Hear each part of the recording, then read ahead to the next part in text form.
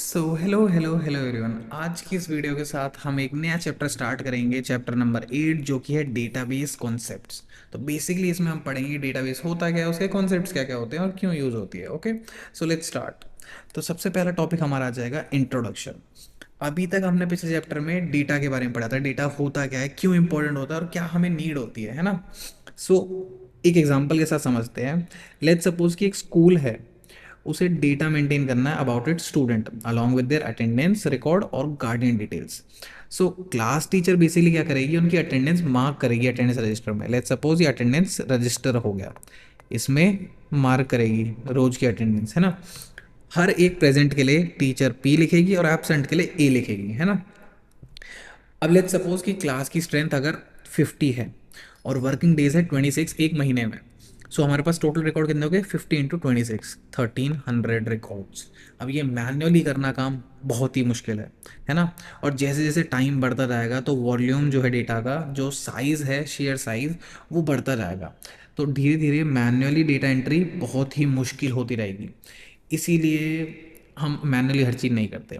अब कुछ एग्जांपल्स दिए हैं, लिमिटेशन दिए हैं कि क्या हो सकते हैं एक क्या कहते हैं मैनुअली रिकॉर्ड करने का।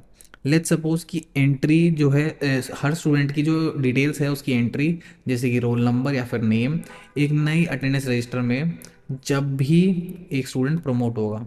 तो 50 स्टूडेंट्स हैं, तो हर बार 50 डिटेल्स हमें सारी एंट्री करनी पड़ेगी। नेक्स्ट, अगर हमें स्टूडेंट डिटेल्स हर एक महीने के अटेंडेंस पेज पे लिखनी पड़े, तो कई बार हो सकता है कि कुछ एरर आ जाए। लेट्स सपोज अभिमन्यु का अगर जैसे अमन है, अमन की जगह अमान लिख दे डबल ए के साथ, कहीं पे नेम हो जाते हैं, कहीं पे स्टूडेंट्स के रिकॉर्ड स्किप हो जाते हैं, तो ये इनकन्सिस्टेंसी हमें देते हैं। नेक्स्ट, डेटा का लॉस हो सकता है अगर अटेंडेंस रजिस्टर गुम हो गया या फिर उस कोई डैमेज हो गया। नेक्स्ट, अगर हमें अटेंडेंस रिकॉर्ड मैन्युअली कर रहे हैं तो हर बार हमें एक बहुत बड़ी कैलकुलेशन करनी पड़ेगी जब हमें ओवरऑल रिकॉर्ड चाहिए होगा। इसके लिए जो ऑफिस स्टाफ है, ये मैन्युअली मेंटेन करता है स्टूडेंट की डिटेल्स, जैसे कि roll number, name, date of birth, with respective guardian details, जैसे कि गार्डियन नेम या फिर उनके कॉन्टैक्ट नंबर और एड्रेस। अब ये रिक्वायर्ड होता है जब भी हमें स्टूडेंट का अटेंडेंस या फिर रिजल्ट दिखाना होता है टुवर्ड्स गार्डियन, है ना।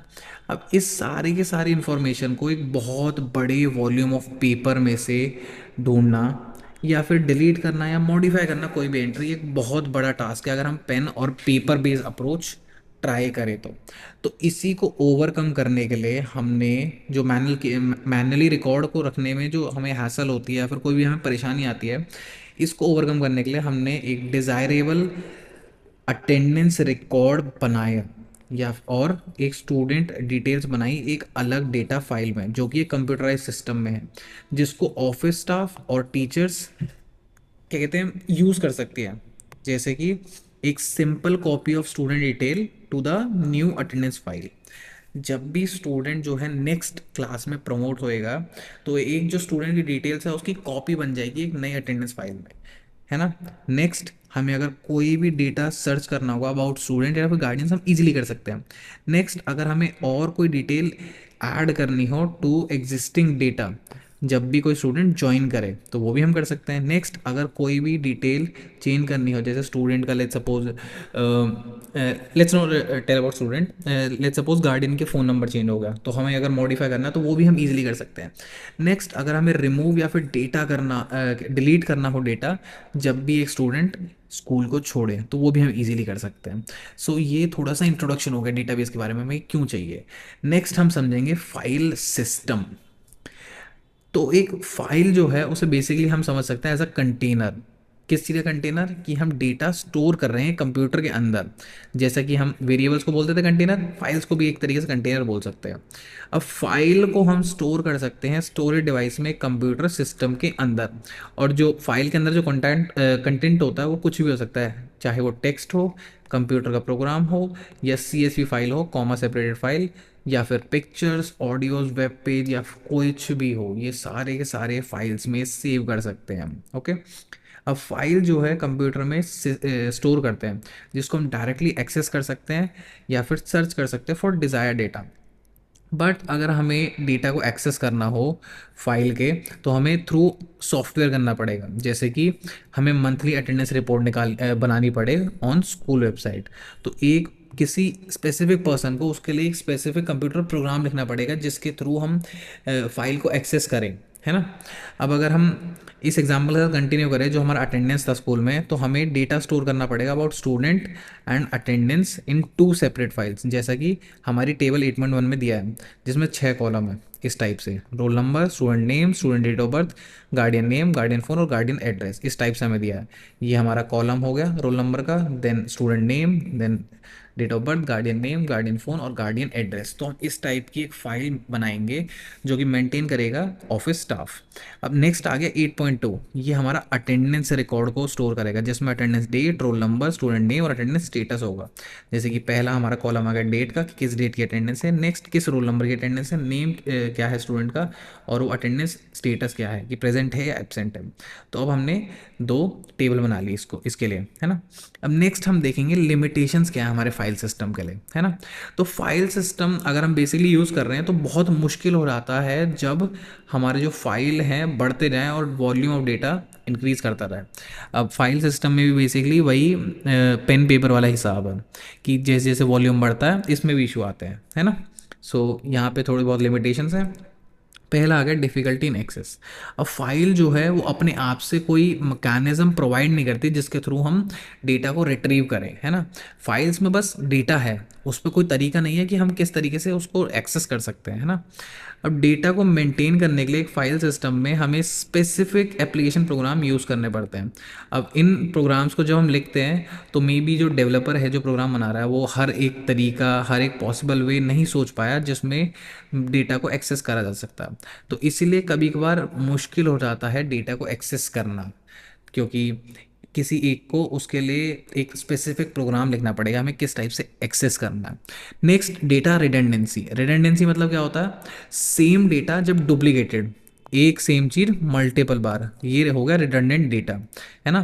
तो सेम डेटा जो डुप्लीकेटेड है अलग अलग जगह पे एक फाइल के अंदर, है ना। जैसे कि हमारे एग्जांपल में स्टूडेंट नेम जो है वो दोनों फाइल्स में है ना। टेबल 1 में जैसे रोल नंबर 3 और 5 है, उन पे सेम गार्डियन नेम है, लेट्स सपोज रोल नंबर 3 और 5 पे सेम गार्डियन नेम है। तो सेम गार्डियन नेम को हमें 2 बार लिखना पड़ेगा, जिसकी वजह से हमारी जो रिडंडेंसी है वो अराइज हो सकती है। अब हम बेसिकली चाहते हैं कि हमें रिडंडेंसी ना आए, क्योंकि इसकी वजह से हमें एक चीज़ को बार बार स्टोर करना पड़ रहा है ना।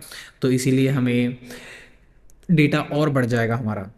तो हम कोशिश करते हैं कि रिडंडेंसी कम से कम रख सके, क्योंकि ये इनकन्सिस्टेंसी भी दे सकती है।